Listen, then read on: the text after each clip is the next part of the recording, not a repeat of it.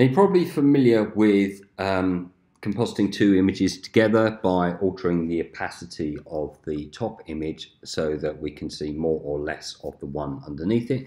It's the principle behind which crossfades work.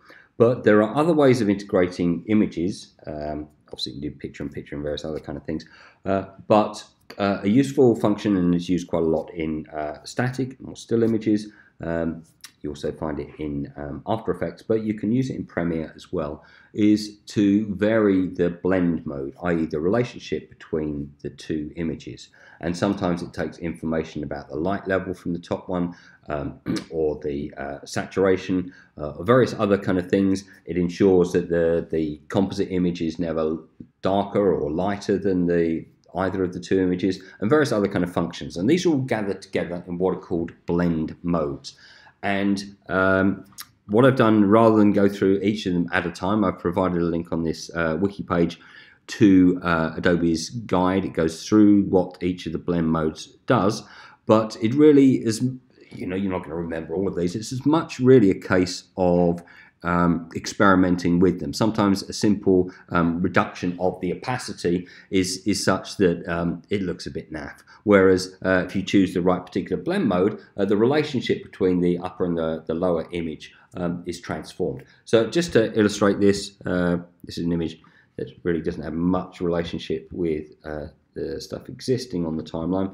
So I've got this picture of somebody, I'm sure, Shaq, somebody. It says, I've no idea who this person is. So I've got this image here, and typically if I click on this top image here, normally, and we might keyframe this or do whatever we want, there's the opacity there, and typically, you might set it at 50%. There we go, we can see both of them.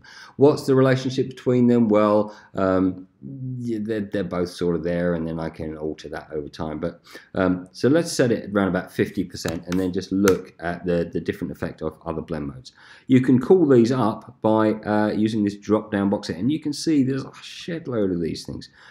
Typically, the one used quite a lot in compositing is screen, but you might want to use something like color burn. Now that gives a much more kind of textured look to the relationship between the foreground and the background. And think about how you might combine this as well with masking that I've talked about elsewhere as well. So you could feather this so the face could be quite visible in the frame with that particular texture, maybe at the midpoint, and then you could feather the edges of that.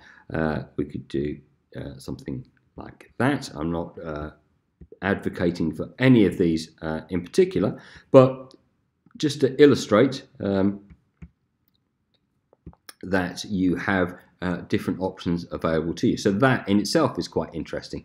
I'd be inclined there almost to crop out the rest of the image. You've got this nice, almost acts as a sort of mask around the image there, and you start to begin to see, particularly if you keyframe this as well, all manner of kind of creative possibilities and creating quite abstract or arresting images rather than a simple manipulation of straightforward opacity become apparent.